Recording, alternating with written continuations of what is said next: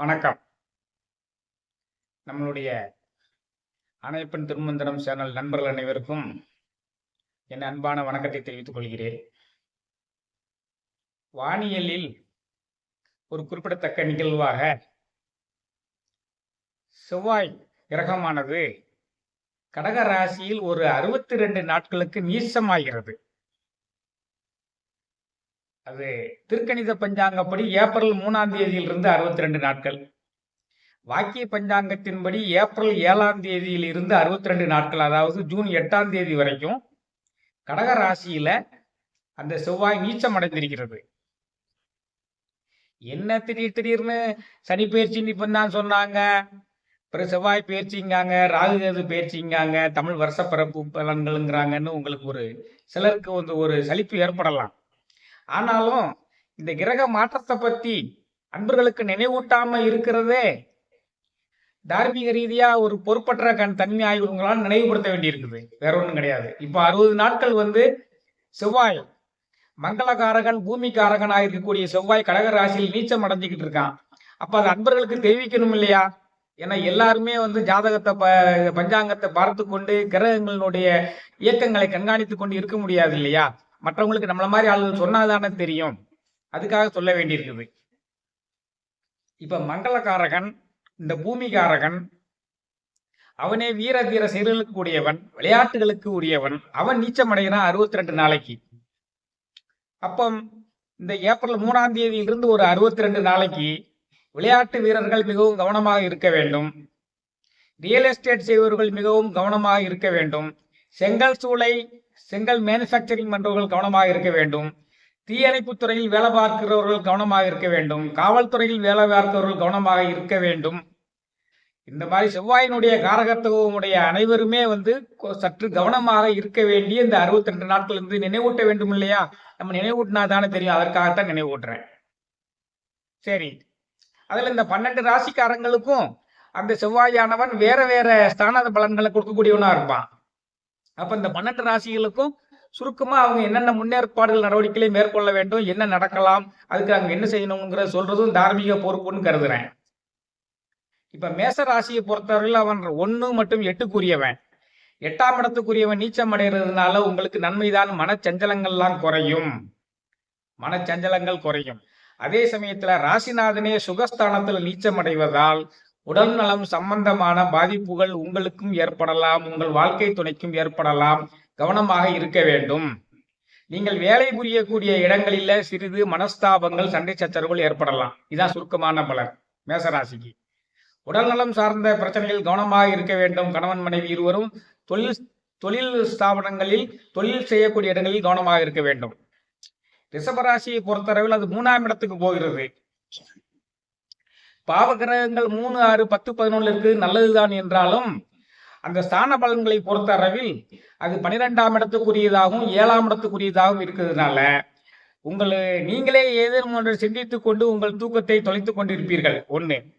12ஆம் இடத்துக்குரிய நீச்சம் அடைகிறது ஒருவேளை உங்களுக்கு விரைய செலவுகள் எல்லாம் குறைக்கும். 7ஆம் இடத்துக்குரிய நீச்சம் அடைகிறதுனால உங்கள் வாழ்க்கை துணையினுடைய விஷயத்துல உடல் நலத்துல கவனமாக இருக்க வேண்டும். சுற்று வட்டாரத்திலும் நண்பர்கள் விஷயத்திலும் கவனமாக இருக்க வேண்டும். தெரியாத நபர்களுக்கு கடன் கொடுக்க வாங்கக்கூடாது. ஏனென்றால் உங்களுடைய 6ஆம் இடத்தை அவன் பார்க்கிறான். தெரியாத இடங்களுக்கு கடன் கொடுக்கவோ வாங்கவோ ஜாமீன் கையெழுத்து போடவோ கூடாது. இது ரிஷபராசிக்காரர்களுக்கு. மிதுன ராசிக்காரர்களுக்கு அவன் 2ஆம் இடத்தில் நீச்சமாகிறான். 2ஆம் இடத்துல நீச்சமாகிறதுனால கண் சம்பந்தமான பிரச்சனைகள் வரலாம். கண்ணில் நீர் வடியக்கூடிய பிரச்சனைகள் ஏற்படலாம். அவனே லாபஸ்தானாதிபதியாகவும் 6ஆம் இடத்துக்குரியவனாகவும் வருகிறான். 6ஆம் இடத்துக்குரியவன் நீச்சம் அடைவதனால் உங்களுக்கு எதிரிகள் பலம் குறையும், கடன் தொல்லை குறையும். அது நல்லதுதான். ஆனால் லாபமும் சற்று குறைவாக இருக்கும். நீங்கள் திடீர் என்று வரக்கூடிய பிரச்சனைகளால் உங்கள் மனம் சஞ்சலப்படலாம்.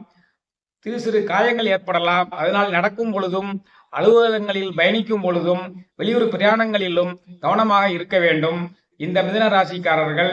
அதே மாதிரி பூர்வ புண்ணிய சொத்துக்கள் விஷயத்திலும் சிறு சலனங்கள், சண்டை சச்சரவுகள் வரலாம். கவனமாக இருக்க வேண்டும்.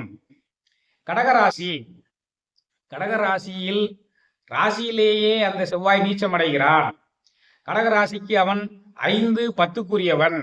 10ஆம் இடத்துக்குரியவன் நீச்சமடைவதால் வேலை செய்யக்கூடிய இடங்களில் கவனமாக இருக்க வேண்டும். பூர்வ புண்ணிய சொத்துக்கள் விஷயங்களில் கவனமாக இருக்க வேண்டும். ரியல் எஸ்டேட் வேலை செய்பவர்கள் கவனமாக இருக்க வேண்டும். கட்டிடம் கட்டி கொடுத்து அந்த பில்டர்ஸ் கவனமாக இருக்க வேண்டும். வண்டி வாகனங்களுக்கு அதிகமான செலவுகள் வரலாம். வீட்டு பராமரிப்புகள் அதிகமாக வரலாம். தங்களுடைய உடல்நிலையிலும் தங்கள் கணவர்களுடைய உடல்நிலையிலும் கவனமாக இருக்க வேண்டும். கடகராசி. அடுத்து சிம்மராசி. சிம்மராசிக்கு 12ஆம் இடத்தில் நீச்சமடைகிறது. 12ஆம் இடத்தில் நீச்சமடைகிறது. அவன் எந்த ஸ்தானத்துக்குரியவன்? 4 மற்றும் 9க்குரியவன். 4ஆம் இடத்துக்குரியவன் நீச்சமடைவதால் வீடு வாகனங்களினுடைய பராமரிப்பு, தாயாரினுடைய உடல்நலில் பாதிப்பு, மகிழ்ச்சி குறைவான காரியங்கள் ஏற்படுதல், இந்த மாதிரி காரியங்கள்லாம் ஏற்படும். உங்களுடைய முயற்சிக்கு தற்காலிகமாக இந்த 62 நாட்களுக்கு தடை ஏற்படும். நீங்களும் தெரியாதவர்களுக்கு கடன் கொடுக்கவோ வாங்கவோ கூடாது. அதன் காரணமாக வம்பு வழக்குகளில் சிக்க வாய்ப்புகள் இருக்கிறது. தந்தையாரின் உடல்நலத்தில் கவனமாக இருக்க வேண்டும். சிம்மராசி. அடுத்து கன்னிராசிக்குரியவர்களை பார்க்க வேண்டும் என்றால், கன்னிராசிக்கு அது 3 மற்றும் 8க்குரியது. கன்னிராசியை பொறுத்தளவில் அவன் நீச்சமடைவது நல்லதுதான். என்றாலும் உங்களுடைய முயற்சிகளில் தற்காலிக பின்னடைவு ஏற்படும். உங்களுடைய மனச்சஞ்சலங்கள் எல்லாம் குறையும். உங்களுக்கு கண் சம்பந்தமான நோய்கள் வந்து போவதற்குரிய வாய்ப்புகள் இருக்கிறது. உங்களுடைய பிள்ளைகளுக்கு உஷ்ணம் சம்பந்தமான நோய்கள் வந்து சேர்வதற்குரிய வாய்ப்புகள் இருக்கிறது. பிள்ளைகள் பிரயாணத்தில் கவனமாக இருக்க வேண்டும். பூர்வ புண்ணிய சொத்துக்கள் விஷயத்தில் வில்லங்கங்கள் வரலாம். கவனமாக இருக்க வேண்டும். மற்றபடி தெரியாத அவர்களுக்கு ஜாமீன் போடவோ, சாட்சி கையெழுத்து போடவோ, கடன் கொடுக்கவோ வாங்கவோ கூடாது. இதான் கன்னிராசிக்குரியது. துலாம் ராசியை பொறுத்தளவில், துலாம் ராசிக்கு அவன் 2 மற்றும் 7க்குரியவன். அவனே குடும்பஸ்தானாதிபதியாகவும் 7ஆம் பாவத்துக்கு களத்திர ஸ்தானாதிபதியாகவும் வருவதால் கணவன் மனைவி இருவருடைய உடல் நலத்தையும் கவனமாக பார்த்து கொள்ள வேண்டும். தேவையில்லாத விஷயங்களில் முதலீடுகள் செய்யக்கூடாது. உங்களுக்கு தலை சம்பந்தமான வியாதிகள் வருவதற்குரிய வாய்ப்புகள் இருக்கிறது. உங்களுடைய உடல்நிலையும் தாயாரினுடைய உடல்நிலையும் கவனமாக பார்த்து கொள்ள வேண்டும். வீடு வாகன பராமரிப்பு செலவுகள் அதிகமாக வருவதற்குரிய காலமாக இருக்கிறது. உங்களுடைய குழந்தைகளினுடைய நலனையும் அதிகமாக கவனித்துக் கொள்ள வேண்டும். பூர்வ புண்ணிய சொத்துக்கள் விஷயமாக எந்த முடிவுகளையும் 62 நாட்களுக்கு எடுக்கக்கூடாது. அடுத்து விருச்சிக ராசிக்கு. விருச்சிக ராசிக்கு இந்த செவ்வாய் பயிற்சி கடகத்தில் நீச்சமாவது என்னென்ன பலன்களை செய்யும்? உங்கள் ராசிக்கு அவன் 1ஆம் இடத்துக்குரியவனாகவும் 6ஆம் இடத்துக்குரியவனாகவும் வருகிறான் அல்லவா? 6ஆம் இடத்துக்குரியவன் நீச்சமடைவது உங்களுக்கு நற்பலனை கொடுக்கும். எதிரிகள் பலன் உடைவார்கள். கடன் தொல்லைகள் குறையும். எல்லாமே நல்லதுதான். 6ஆம் இடத்துக்குரியவன் நீச்சமடைவது நல்லதுதான். ஆனால் அவனே ராசிநாதனாகவும் இருப்பதால் தங்களுடைய உடல் நலத்தில் கவனம் செலுத்த வேண்டும். உங்களுடைய கால்வலிகள் ஏற்பட்டால் உடனடியாக மருத்துவரிடம் சென்று ட்ரீட்மெண்ட் எடுத்துக்கொள்ள வேண்டும். கண் சம்பந்தமான பிரச்சனைகள் வந்தாலும் உடனே ட்ரீட்மெண்ட் எடுத்துக்கொள்ள வேண்டும். தோல் சம்பந்தமான பிரச்சனைகள் வந்தாலும் உடனே, நரம்பு சம்பந்தமான பிரச்சனைகள் வந்தாலும் உடனே ட்ரீட்மெண்ட் எடுத்துக்கொள்ள வேண்டும். 62 நாட்கள் இந்த பாதிப்புகள் எல்லாம் வர வாய்ப்புகள் இருக்கிறது.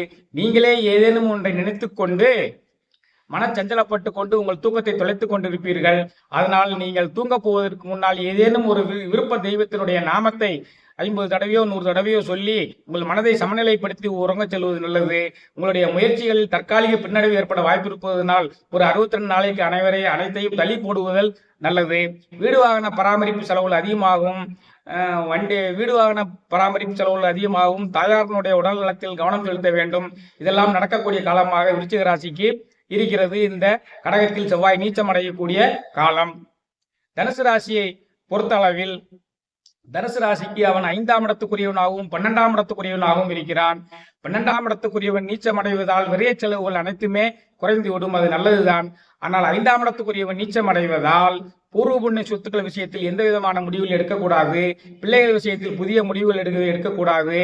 புதிதாக தொழில்கள் எதையும் இந்த 62 நாட்களுக்குள் ஆரம்பிக்க வேண்டும் என்று நினைக்கக்கூடாது. உங்களுடைய மூத்த சகோதரர்களுடைய உடல்நிலையில் சிறிது பாதிப்புகள் வரலாம். கவனமாக இருந்து கொள்ள வேண்டும். தனுசு ராசிக்காரர்களுக்கு கண் சம்பந்தமான பிரச்சனைகள் வர வாய்ப்பு இருக்கிறது. அவர்களும் கவனமாக பார்த்து கொள்ள வேண்டும். உங்களுடைய முயற்சிகளில் தற்காலிக பின்னடைவு இந்த 62 நாட்களுக்கு ஏற்படும். அடுத்து மகர ராசி. மகர ராசிக்காரர்களுக்கு நேரடியாக 7ஆம் இடத்தில் அவன் நீச்சமடைவதால் கணவனுடைய உடல்நிலை, மனைவியினுடைய உடல்நிலை இரண்டையும் கவனமாக பார்த்து கொள்ள வேண்டும். வெளி விவகார நண்பர்களிடத்தில் கவனமாக இருக்க வேண்டும். நண்பர்களுக்காக ஏதேனும் ஒரு காரியத்தை செய்து சிக்கலில் மாட்டிக்கொள்ளக்கூடாது. 62 நாட்களில் அந்த விதமான சூழ்நிலைகள் வரும். உங்கள் வாகனங்கள் விஷயமாக நீங்கள் தேவையற்ற முடிவுகளை நீங்களே எடுத்து செலவுகளை இழுத்து கொண்டு போட்டுக்கொள்ள நேரிடும். வீடு சம்பந்தமாக நீங்கள் ஏதேனும் ஒரு பராமரிப்பு செலவுகளை செய்யணும் என்றாலுமே அது ஏற்படத்தான் செய்யும். கவனமாக செய்ய வேண்டும். தாயாரனுடைய உடல்நலத்திலும் கவனமாக இருக்க வேண்டும். நீங்கள் குறித்த நேரத்தில் சாப்பிடுவதற்குரிய சூழ்நிலை இல்லாத அளவுக்கு போகலாம். மூத்த சகோதரர்கள் யாதேனும் இருப்பின் அவர்களுடைய உடல்நிலையிலும் கவனமாக இருக்க வேண்டும். இதெல்லாம் மகர ராசிக்காரர்களுக்கு ஏற்படக்கூடிய அந்த விளைவுகள். தன்னுடைய உடல்நிலையும் கணவன் மனைவியினுடைய உடல்நிலையும் கவனமாக இருக்க வேண்டும். கண் சம்பந்தமான நோய்கள் இஎன்டி ஸ்பெஷலிஸ்ட் போக வேண்டியிருந்தால் உடனடியாக போய்கொள்ள வேண்டும். வேலை பார்க்கக்கூடிய இடங்களில் சண்டை சச்சரவுகள் வருவதற்குரிய வாய்ப்பு இருப்பதால் மிகவும் கவனமாக கையாள வேண்டும்.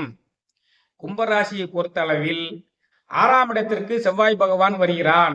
6ஆம் இடத்திற்கு பாவகிரகங்கள் வருவது நல்லதுதான். அதனால உங்களுடைய எதிரிகளினுடைய பலம் குறையும், கடன் தொல்லைகள் குறையும், நோய் நொடிகள் எல்லாம் குறையும். ஆனால் அவன் ராசிக்கு 3ஆம் இடத்துக்குரியவனாகவும் 10ஆம் இடத்துக்குரியவனாகவும் இருப்பதால் புதிய தொழில்கள் எதையுமே தொடங்க வேண்டியதில்லை. உங்களுடைய முயற்சிகளுக்கு தற்காலிக பின்னடைவு ஏற்படும். தந்தையாரனுடைய உடல்நிலையில் கவனமாக இருக்க வேண்டும். நீங்கள் ஏதேனும் ஒன்றை நினைத்து கொண்டு சிந்தித்துக் கொண்டு உங்கள் தூக்கத்தை நீங்களே கெடுத்துக் கொள்ளக்கூடாது. ஏனென்றால் 12ஆம் இடத்தை பார்க்கிறான். உங்களுடைய ராசியை பார்ப்பதால் நீங்கள் ஏதேனும் ஒன்று சிந்தித்துக் கொண்டு உங்களுக்கு தலைவலியை நீங்களே உண்டாக்கி கொள்ளக்கூடாது. நீங்கள் இறை வழிபாட்டில் ஈடுபட்டு கொண்டு அமைதியாகவும் ஆனந்தமாகவும் காலத்தை கழிக்க வேண்டும். சதயராசிக்காரர்கள், கும்பராசிக்காரர்கள் செய்ய வேண்டியது ஒன்றே ஒன்றுதான். புதிதாக எந்த முயற்சியும் செய்யக்கூடாது தொழில் சம்பந்தமாக. மற்றபடி இந்த செவ்வாய் பயிற்சியினால் அவர்களுக்கு ஒன்றும் கவலைப்பட வேண்டிய அவசியம் இல்லை. மீனராசியை பொறுத்த அளவில் மீனராசிக்கு 5ஆம் இடத்தில் நீச்சமடைவதால் பூர்வ புண்ணிய சொத்துக்கள் விஷயமாக எந்த முடிவுகளையும் எடுக்கக்கூடாது. குழந்தைகள் விஷயத்தில் கவனமாக இருக்க வேண்டும். 2/9 நீச்சமடைவதால் யாருக்கும் பணம் கொடுத்து வாங்கி பிரச்சனையில் மாட்டிக்கொள்ளக்கூடாது. குடும்பத்தில் புதிய முடிவுகள் எதையும் எடுக்கக்கூடாது. பாக்கியஸ்தானாதிபதி நீச்சமடைந்து விடுவதால் உங்களுக்கு ஏற்கனவே வந்து கொண்டிருந்த நன்மைகள் சில காலம் இந்த 62 நாளைக்கு தடைப்பட வாய்ப்பு இருக்கிறது. உங்களுடைய 8ஆம் இடத்தை பார்ப்பதால் நீங்கள் ஓடும் பொழுதும் பிரயாணம் செய்யும் பொழுதும் வாகனங்களில் பிரயாணம் செய்யும் பொழுதும் மிகவும் கவனமாக இருக்க வேண்டிய காலகட்டமாக இருக்கிறது. சிறு காரியங்கள் ஏற்படக்கூடிய வாய்ப்புகள் ஏற்படுகிறது. மூத்த சகோதரர்கள் இருந்தால் மூத்த சகோதரர்களுக்கு உடல்நலம் பாதிப்புகள் ஏற்படுவதற்கு வாய்ப்புகள் இருக்கிறது. தொழில் செய்பவர்களுக்கு லாபத்தில் சிறிது பாதிப்பு ஏற்படுவதற்கு வாய்ப்பு இருக்கிறது. 12ஆம் இடத்தை பார்ப்பதால் ஏதேனும் ஒன்றை நினைத்துக் கொண்டு தூக்கத்தை கெடுத்துக் கொண்டிருக்கக்கூடிய காலகட்டமாகவும் இருக்கிறது. இதையெல்லாம் ஏன் சொல்கிறேன் என்றால், முன்னக்கூட்டியே சொல்வதனால் நீங்கள் அதற்கு உங்களுடைய மனநிலையும் உடல்நிலையும் தயார்படுத்திக் கொள்ள முடியும் என்ப ஒரே நோக்கத்திற்காகத்தான் வானியலில் 62 நாட்கள் செவ்வாய் கடகராசியில் நீச்சமடைகிறது என்ற தகவலை உங்களிடம் கொண்டு சேர்க்க வேண்டும். அந்த தகவலின் காரணமாக நீங்கள் எந்த மாதிரியெல்லாம் முன்னெச்சரிக்கை நடவடிக்கைகளை மேற்கொள்ள வேண்டும் என்று சமுதாயத்தினுடைய பாதுகாப்பையும் நன்மையும் கருதித்தான் இதை செய்கிறேன் தவிர வேறென்றும் இந்த நோக்கத்தில் இல்லை என்று உங்களை பயங்காட்டுவதற்காக ஏதேனும் இல்லை, உங்களை குழப்புவதற்காக இல்லை என்பதை நீங்கள் ரசிகர்கள், அன்பர்கள் உணர்ந்து கொள்ள வேண்டும் என்று சொல்லி இந்த உரையை சுருக்கமாக இத்துடன் நிறைவு செய்கிறேன். நன்றி.